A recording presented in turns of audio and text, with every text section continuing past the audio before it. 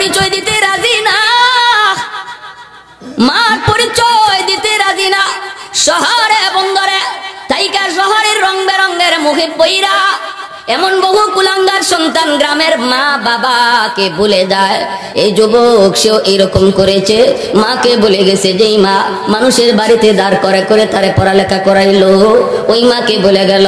মা এখন মানুষের কাছে শহর থেকে বাড়ি থেকেও আসলেই মা দেয়া হাজির হয়, ডাক দিয়ে কয়, তোমরা আমার সন্তানরে দেখছো নি গো, কেমন দেখে আসছো? বলে ভালো, তোমার ছেলে মস্ত বড় অফিসার।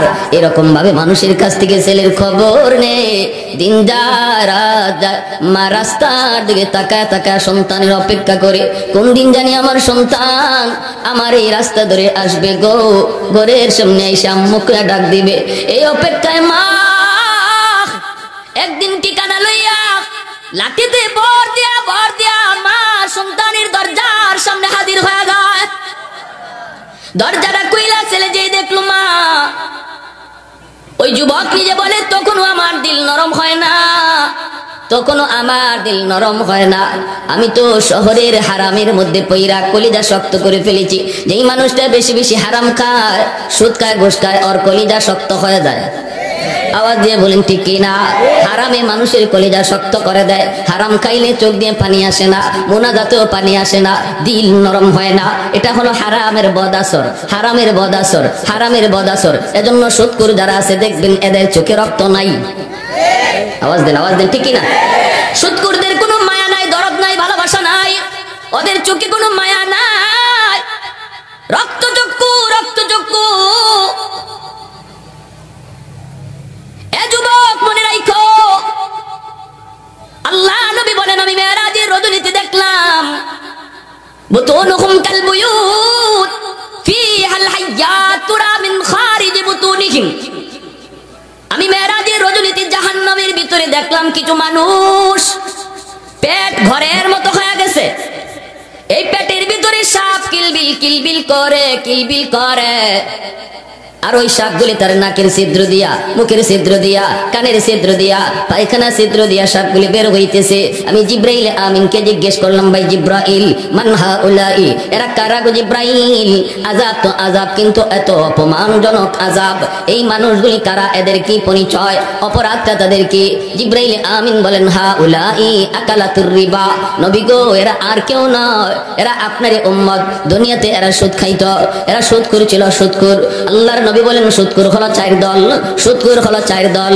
একদল হলো যারা সুদে টাকা লাগায়, আরেকদল সুদখোর হলো যারা সুদে টাকা আনে, আরেকদল সুদখোর হলো যারা সুদের সাক্ষী থাকে, আরেকদল সুদখোর হলো যারা সুদের টাকার লেনদেন লিখে।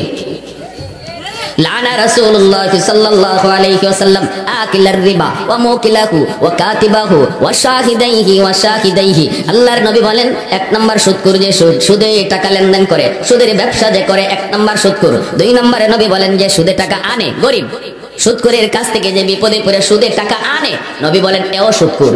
এর মাথার উপর আল্লাহর লানত, এর মাথার উপর নবীর লানত। সুদে যে ব্যবসা করে এর মাথার উপর লানত। ওয়া কাতিবাহু, নবী বলেন যারা লেখালেখি করে, সুদের লেনদেন যারা লেখালেখি করে, এর 3 নম্বরে সুদখোর। 4 নম্বরে নবী বলেন ওয়া শাহিদাইহি, যারা সাক্ষী থাকে এরা 4 নম্বরে সুদখোর। এজন্যই বলতেছি ভাই, যদি কোথাও দেখেন সুদের লেনদেন হয় রে যুবক, এই জায়গা থেকে তুমি দৌড় দিয়ে বের হয়ে যাও। ঘরের ভিতরে তুমি দেখতেছো সুদের লেনদেন হয়, সুদের আওয়াজ হয়, সুদের কথাবার্তা চলছে। যদি তুমি বাঁচতে চাও, শুনবা তো না, বরং বের হবা তো বের হবা। কেমনে বের হবা? কই দৌড় দিয়া বের হও। আল্লাহু আকবার, জোরে কর। দৌড় দিয়া বের হও, দৌড় দিয়ে বের হও, যেন বিন্দু পরিমাণ তুমি কিছু দেখোই নাই, তুমি যেন কিছু শুনোই নাই, এমন ভাবে তুমি বের হয়ে যাও। কারণ সুদখোর আল্লাহর সাথে যুদ্ধের ঘোষণা দেয়, তার সাথে আল্লাহর যুদ্ধের ঘোষণা হয়। মায়ের সাথে জিনার পরিমাণ গুনাহ হয়, নাউজুবিল্লাহ, জোরে বলেন। এজন্য মায়ের নবী বলেন, আমি দেখলাম হাসরের ময়দানে সুদখোরদের পেট একদম ঘরের মতো, আর পেটের ভিতরে সাপ কিলবিল কিলবিল করে, বডির ছিদ্র দিয়া সাপগুলি বের হইতেছে, হাউমা করে কান্দে আর চিৎকার করে, চিৎকার করে। নবী বলেন জাহান্নামের শাস্তি তো আছেই, কিন্তু কিছু মানুষ অপমানজনক যন্ত্রণাদায়ক শাস্তি ভোগ করবে। আর এই শাস্তির ভিতরে 1 নাম্বার হলো সুদখোর, অপমানজনক শাস্তি। আর আল্লাহ বলেন পবিত্র কোরআনে সূরাতুল বাকারা, সুদখোর যারা, এরা হাসরের মাঠে জিনে ধরা রোগীর মতো উঠবো, মাতাল হইয়া। মদ খাইছে বোঝা যায়, এইভাবে একবার পড়বো, ওইভাবে একবার পড়বো। হাসরবাসী কইব এটা কেডা? কয় আরেকজনে কইব চিনো না, এ আমাগো এলাকার মার্কামারা সুদখোর। আরেকজনে কইব এইরকম সুদের ব্যবসা করতো, এরকম ভাবে পরিচয় দিব। কেন হাসরের মাঠে এই অবস্থা আল্লাহ কেন তুলবেন? তারে নেশাখোর বানায়া। কারণ সে দুনিয়াতে সাধারণ দুর্বল মানুষের কাছ থেকে সুদের টাকা তোলার জন্য এরকম নেশাগ্রস্ত হয়ে যাইতো, ঠিক না? সমাজে যে মানুষগুলার দুটা জিনিস আছে, তারা সুদের ব্যবসা করার চিন্তা করে। এক নাম্বার হলো কচকচে টাকা, আরেক হলো পাওয়া। এই দুই জিনিস যার মধ্যে আছে সে ওই সুদের ব্যবসা করে। যেখানে মন চায় সেখানেই যেন আটকায় ধরতে পারে, ঘাড় ধাক্কা দিতে পারে। এই ধরনের মানুষগুলার মাথায় শয়তান সুদের ব্যবসা ঢুকায় দেয়, ঠিক না? হ্যাঁ, এই চিন্তাটা শয়তান ঢুকায় দেয়, শয়তান। আমরা সমাজে কর্জে হাসানা বন্ধ করে দিছি, আর সুদকুরদের সুদের ব্যবসা গরম হয়ে গেছে।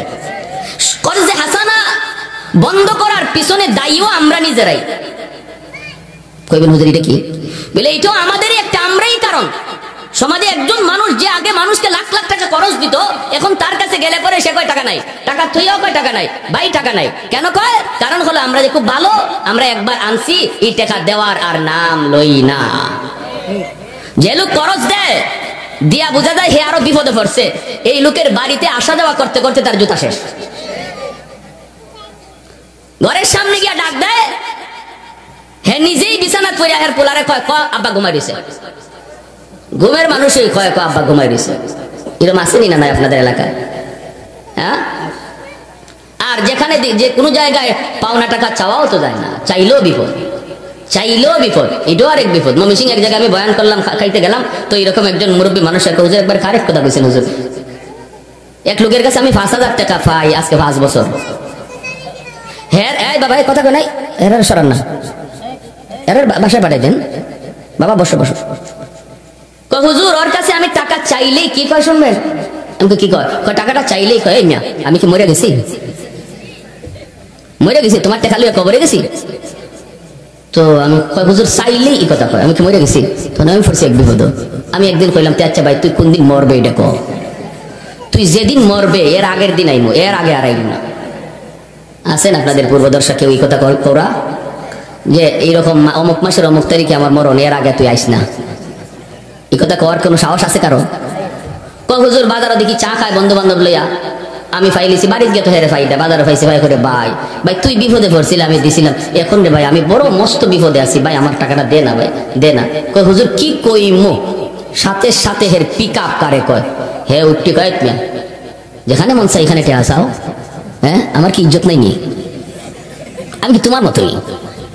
দিন কি কয়, আমি কি তোমার মতোই? যেখানে মন চাই এখানে টেয়া চাও, আমার কি ইজ্জত নাই নি?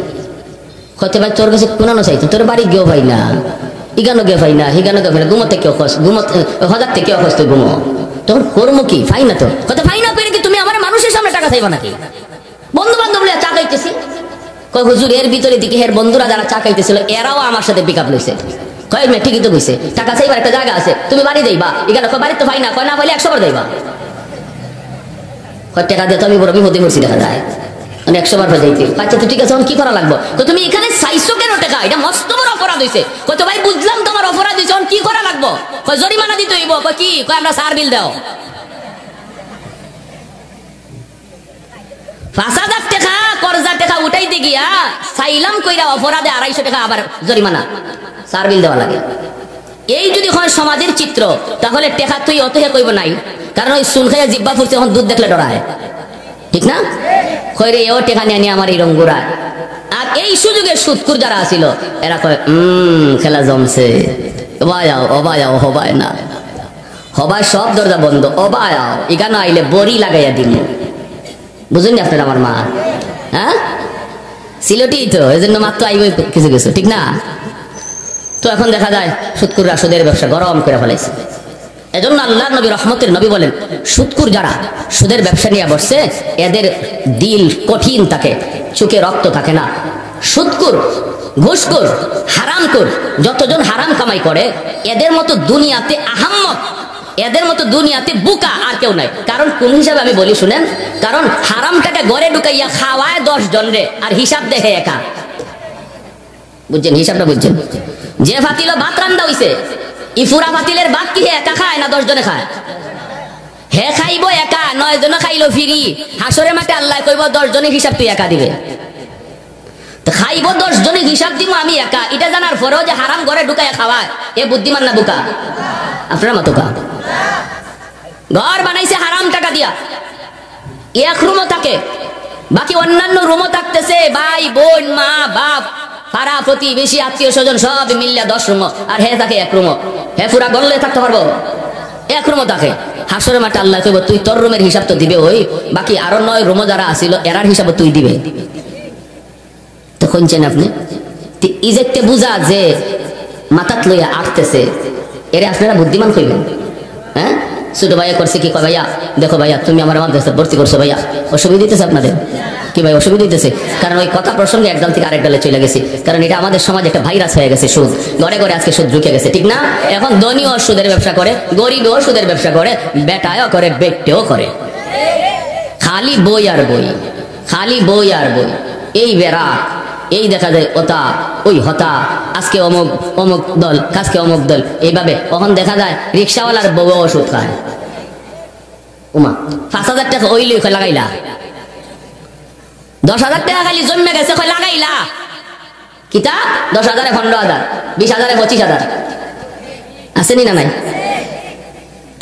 ছোট ভাই কয় ভাইয়া মাপ চাই, কেউ তোমার পাশে আসবে না গো ভাই, একজন মানুষও তোমাকে সাহায্য করবে না রে ভাইয়া, আব্বাও তোমাকে উপকার করবে না, বিপদে পড়লে মায়ও না বাবিও না বাতি যাও না, আমি তো না ওই। বড় ভাই কয় কস কি তুই বিপদে পড়লে কেউ সাহায্য করবে না? কয় না, যদি তোমার বুঝতে অসুবিধা হয় দুনিয়াতে একটু ট্রাই করো, একটা চেষ্টা করো। বড় ভাই কয় তুই কেমনে আমারে বুঝাইবি? ছোট ভাই কয় আমি তোমারে বুঝাইমু, তুমি মরা মানুষের বান্দরে বট গাছের তলে যায় মরা মানুষের বান্দরে পড়ে যাও, এরপরে তোমাকে আমি মরা বানাইয়া আব্বা আম্মার সামনে বাবির সামনে বাতিজার সামনে হাজির করব, তুমি কানটা খালি খারাপ খোলা রাখবা, কানটা সজাগ রাখবা, মরা মানুষের বান্দরে তুমি পরে থাকবা, কে কি কয় শুধু কান দিয়া শুনবা। বড় ভাই কয় দেখ তোর ব্যবসা বেশি ভালো না, তুই মনে আমার গরম পানি ডালাইবে। কয় না হি চিন্তা তুমি করো না, সব আমি দেখতেছি, তুমি খালি তোমার খালি একটু বুঝাইতাম যে তুমি যারারে এই রক্ত ফানি কইরা ফালতেছ এরা তোমার কদ্দুর উপকারে আয়, এরা কদ্দুর তোমার বাঁচাইতে আয়, শুধু একটু দেখতায় নমুনা। কথা ঠিক আছে দেখ। বটগাছের তলে গিয়ে এসে মরা মানুষের বান্দরে পড়ে গেছে। থানভী রহমতুল্লাহ আলাইহি তার কিতাবের মধ্যে এই এক্সাম্পলটা এনেছেন। এইবার সে বাইটারে লাশ বানায় বাপের সামনে হাজির, আইয়েই কয় আব্বা ভাইয়া তো মারা গেছে। বাপে কান্না শুরু করেছে, মা কান্না শুরু করেছে, এরপরে বলতেছে আব্বা কান্না কইরো না, কান্না কইরো না, বাবি গো কান্দো না, বাতি যা কান্দবি না। বটগাছের তলে ঘটনা ঘটছে, আমার মনে হয় এটা জিন্নাতের কারসাজি। জিন হুজুরের কাছে আমি একটু যাই, দেখি কোনো একটা ব্যবস্থা করা যায় কিনা। এমনি বাপে কয় বাবা তুই তাড়াতাড়ি দৌড় দে, তাড়াতাড়ি করে তুই দৌড় দে। ছোট ভাই দৌড় দিছে জিন হুজুরের কাছে। কে জিন হুজুরের কাছে যাইব? হে নিজেই তো জিন, কাম তো সব হেই ঘটাইছে।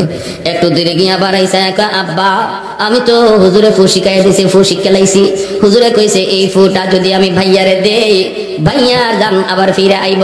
জানটা বের হইছে না, বুকের মধ্যে আটকা রইছে। এটা জিন্নাতের কারসাজি। একটা ফু শিখাই দিছে ভাইয়ার শরীরে, এই ফুটা দিলে পরেই ভাইয়া জীবিত হয়ে যাবে। বাপে কয় বাবা তুই তাড়াতাড়ি ফু দে। এমনি ছোট ভাই কয় এত মাদ্রাসাত পড়ে বুদ্ধি হইছে তো, বড় টেক না। কয় ভাইয়ারে ফু দিমু, কিন্তু এর আগে শর্ত আছে। কয় কি শর্ত? বাপে কয় কি শর্ত? কয় শর্ত হইল এই ফুটা জিতা একজন মানুষের শরীরে দেওয়া লাগবে। আর এই জিতা মানুষটা ফু খাইয়া মরতেও পারে, জিতাও থাকতেও পারে, তবে মরার সম্ভাবনা কম, জীবিত থাকার সম্ভাবনাটাই বেশি। এরপরে যদি ভাইয়ারে ফু দেই, ভাইয়া 100% জিতা হইব। আব্বা যেই ভাইটা শরীরে রক্ত পানি কইরা তোমাদের খানাদানের ব্যবস্থা করলো, হালাল হারাম কিছুই মানলো না, কিছুই বুঝলো না, শুধু সংসারে চিন্তা কইরা এই ভাইয়াটারে জীবিত করার জন্য আব্বা তোমার গায়ে ফুটা দিমুনি। এমনি বাপে কয় খারা, যেখানে আসো সেখানে ওবা, এর বউরে ডাক দে। ফুল হইতে রাজি, জোরে কোন ফুল হইতে? বাপে ফুল হইতে কয় বউরে ডাক দে। খানের দ্বার আসতে গিয়ে কখন শুনি ভাইয়া আব্বা কিতা কইছে? কখন শুনছি, তুই খালি খেয়াল করিস কোনোটা যেন গরম পানি না ঢালে। অসুবিধা নেই, টেনশন করো না। ভাবি ও ভাবি, এত মায়া করছে আমার ভাই, এত মায়া, ঈদে ঈদে স্বর্ণ, ঈদে ঈদে নতুন শাড়ি কিনে দিল গো। এত ভালোবাসা, এত মহব্বত ভাইয়ের। এই ভাইটারে বাঁচানোর জন্য, এমন একটা স্বামীকে বাঁচানোর জন্য ফুটা তোমার গায়ে দিমুনি, তোমার গায়ে দিমুনি।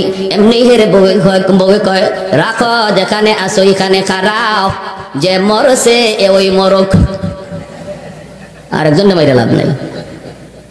খানে কে ভাই এখন শুনি ভাবে কিতা করছে, শুনছি সব খালো জিতা হইলই, যে মরছি ওই বলে মরুক, জিতা হইলই। বাতিজা তুমি কান্দো না বাতিজা, তোমার আব্বা জিতা হইব। মেট্রিক পরীক্ষা দেওয়ার আগে এত মোটা মোবাইল বাইক কিনে দেয়া দিছে, পরীক্ষায় পাস করলে বাইক পালসার, ঠিক না? বাইক না মরণ, ঠিক না? মোটরসাইকেল না মরণ সাইকেল? জোরে মাতুকা, এটা মোটরসাইকেল না মরণ সাইকেল? হাই দি হায়, প্রতিদিন পত্রিকা উল্টাইলেই দেখা যায় মোটরসাইকেলে শেষ। ফাঁস করলে বাইক, কত কি কত কি। বাতিজা তোমার আব্বারে জীবিত করার জন্য ফুটা তোমার গায়ে দিমুনি, তোমার দাদায় লয় না, তোমার মায় লয় না, তুমি নি ফুটা নিবা একটু কৌরে। বাতিজা বাবার জন্য একটু মায়া আসেনি, একটু কৌ দেখি। তুমি যে মরবা এটা গ্যারান্টি না, এটা কোনো 100% শিওর না, কিন্তু মরতেও পারো, সম্ভাবনা আছে। কিন্তু তোমার আব্বা যে জীবিত হইব এটা 100%। এই বাবাকে জীবিত করার জন্য ফুটা তোমার গায়ে নিবানি। এমনি বাতিজা কয়ে চাচা যেখানে আসো উবাও, আজ থেকে তুমি আমার আব্বা। চাচা ওই আব্বা হয়ে গেছি, মরা বেটা উঠতে দিছে দৌড়, এক দৌড়ে মাদ্রাসা গিয়ে মুফতি সাহেব হুজুর তওবা করান। হুজুর বুঝে লাইছি কে কদ্দুর করবো, আমার পুরা বুঝ হয়ে গেছে হুজুর, কেডা যে আমার লাগে কদ্দুর করবো ই বুঝা দো আমি মাথায় লইতেছি, তওবা করে লইছে। তা আপনি পারতেন না কেন? যদি অভ্যাসটা তাকে পারতে রাজি আছিস ইনশাল্লাহ। আর মনে রাখবেন, গরিব হইল সাবধান, সুদকুরের কাছে যাব না। যদি আমি গরিব হইয়া বিপদে পইরা সুদকুরের কাছে টাকা আনতে যাই, নবীর হাদিসের ভাষায় আমি 2 নম্বরের সুদকুর। আমার মাথার উপরে নবীর লানত, আল্লাহর লানত। সুদকুররা খাইতে বসে তখনও তার মাথার উপরে লানত, ঘুমাইতে যায় মাথার উপরে লানত, এই ব্যবসা করে মাথার উপরে লানত, হাঁটতেছে মাথার উপরে লানত, বইয়া রইছে এই অবস্থায় আল্লাহ রাসূলের লানত তার মাথার উপরে। এজন্যই আল্লাহ পাক বলেন ইয়ামহাকুল্লাহু রিবা ওয়া ইউরবিস সাদাকাত। দান করলে তোমার সম্পদ তুমি দেখো কমে, আমি আল্লাহ দেখি বাড়ে। আর সুদ যারা খায় এরা দেখে তাদের সম্পদ বাড়ে, আমি আল্লাহ দেখি কমে, আমি আল্লাহ দেখি কমে। এজন্যই ভাইরা, সুদকুরের বংশের কেউ না কেউ 7 পুরুষের ভিতরে একজন না একজন রাস্তার ভিখারি হবে। তার বংশের কোনো ইজ্জত সম্মান কিছুই থাকবে না, ধুলায় মিশে যাবে যদি তার পূর্বপুরুষ সুদের সাথে জড়িত থাকে। এটা এখন দেখতেছো আঙ্গুল ফুলে কলা গাছ, কিন্তু আল্লাহ কয় আমি দেখতেছি তোর কপালে মরণ। আমাদের দেখা ঠিক না আল্লাহর দেখা ঠিক? জোরে কোন কার দেখা ঠিক? আল্লাহর দেখা ঠিক। এজন্য আমার ভাইরা, সুদকুর কখনো তারা জান্নাতে যাবে না। আল্লাহ পবিত্র কোরআনে সূরা বাকারায় খালিদিনা ফিহা বলেছেন, এরা সর্বকালের জন্য জাহান্নামী যদি তওবা করে সুদের ব্যবসা না ছাড়ে। সুদকুর যদি তওবা করে সুদের ব্যবসা না ছাড়ে, তাহলে তার নামাজ কবুল হবে না, সুদ খাওয়া অবস্থায় রোজা কবুল হবে না, সুদ খাওয়া অবস্থায় তার হজ কবুল হবে না, সুদ খাওয়া অবস্থায় তার আল্লাহর ঘরে দান করা কিচ্ছু কবুল হবে না, যতক্ষণ পর্যন্ত সুদ তওবা করে না ছাড়বে। যেই ঘরে সুদের সাথে মহিলা জড়িত, এই ঘরে কোনোদিন বরকত আসবে না, রহমত আসবে না, বাপ বেটার ভিতরে কোনোদিন শান্তি আসবে না, সন্তান কোনোদিন বাপ মাকে শ্রদ্ধা করবে না, ঘরটা অশান্তির আগুনে চলবে যদি ঘরের মধ্যে সুদের টাকা ঢুকে। টাকা তো কামাই করে শান্তির লাগে, ঠিক না? টাকা দিয়া অশান্তি কামাই করা কি উদ্দেশ্য কারো আছে? না। আগুন কিনবেন না টাকা দিয়া, হারাম টাকা দিয়া ঘরে আগুন কিনবেন না। হারাম টাকা দিয়া ঘরে কোনোদিন শান্তি আসে না, আগুন ঢুকে আগুন। মুসলমানের ঘরে আজকে কেন শান্তি নাই? উলামায়ে কেরাম ফু দিলে ফুলে কাম হয় না, কোরআনে আয়াত পড়ে উলামায়ে কেরাম ফু দেয়, মুসলমানের অ্যাকশন নাই। আগের যুগে অ্যাকশন ছিল। ধরপুরি রহমাতুল্লাহি আলাইহি শনি মঙ্গলবারে তিনি ফু দিতেন, মানুষ বোতলের বোতল ভরে পানি নিয়ে যাইতো। আল্লাহর ওলি এত হাজার হাজার মানুষে হাজার হাজার বোতলে ফু দিবেন কেমন কইরা? মাদ্রাসার সামনে যে পুকুর আছে, এই পুকুরের মধ্যে ফু দিয়া চলে যাইতেন, আর কইতেন তোমরা পুকুর থেকে ফুকরি থেকে পানি নাও। ফুকরি থেকে পানি নিত, মানুষের কাম হয়ে যাইত। বুঝে আসছেন? এক লোকে একদিন কয় হুজুর আমি লন্ডন থেকে আইছি, এই ফুকরি পানি জানি আমার কাম হইতো না, আমারে খাস করে একখান ফু দেন। হুজুর এখন তো তোমার আমি তো ফু দিলাম, ওই আপনি ফুকরির এক কোনায় দিয়েছেন, এই ফু হি কোনায় গেল কেন? তখন কিতা করার লাগবো? হয়তো আমার জগ এখন ফু দোকা খাসের জগ লেগে গেছে বেচারা, আমাদের উস্তাদরা দেখছেন, নিজেরা যারা ছিলেন। হুজুরে কইতেছে জগ বালা করে ধরো, আমি ফু দিতেছি তুমি জগ ধরো। কত ধরছি তো হুজুর, আরো বালা করে ধরো। কাছের জগ এইভাবে ধরে রাখছে, গড়পড়ি রহমতুল্লাহ আলাইহি ফু দিছেন, সাথে সাথে কাছের জগটা টাস টাস করে ভেঙে চৌচির হয়ে পানি মাটিতে পড়ে গেছে। আল্লাহর ওলিরা যে কোরআন পড়ে ফু দিতেন, এই যুগের উলামায়ে কেরাম এই কোরআন পড়েই ফু দেয়। হয় না কেন কাজ? যেই যুগে কোরআন পড়ে ফু দিলে কাজ হইতো, ওই যুগে মুসলমানের ঘরে রহমতের দরজা খোলা ছিল, গজবের দরজা বন্ধ ছিল। ফজরের পরে কোরআন তিলাওয়াতের আওয়াজ শোনা যাইতো। আর আজকে মুসলমানের ঘরের পাশ দিয়ে যদি ফজরের পরে যাওয়া হয়, তাহলে মনে হয় রাতে চুরি করার থেকে এখন চুরি করা সহজ। নাক ডাকায়া ঘুমাইতেছে। শহরে বন্দরে ফজরের পরে সারে গামার আওয়াজ, মুসলমানের ঘর থেকে কোরআন তিলাওয়াতের আওয়াজ আসতো, এখন সারে গামার আওয়াজ বের হয়। এজন্য কোরআন তিলাওয়াত হয় না, রহমতের দরজা বন্ধ, গানের আওয়াজ চলে, খেলাধুলা চলে, গজবের দরজা খোলা। আল্লাহর কোরআন গজবের দরজা দিয়া ঢুকে না। আপনার ঘরে ঢুকতে যায় কোরআন তিলাওয়াত, আপনার ঘরে ঢুকতে যায় হুজুরের ফু, আপনার ঘরে ঢুকতে যায় হুজুরের তাবিজ, কিন্তু কি রহমতের দরজা খোলা পায় না। রহমতের দরজা বন্ধ, গজবের দরজা খোলা, গজবের দরজা দিয়া কোরআন ঢুকে না।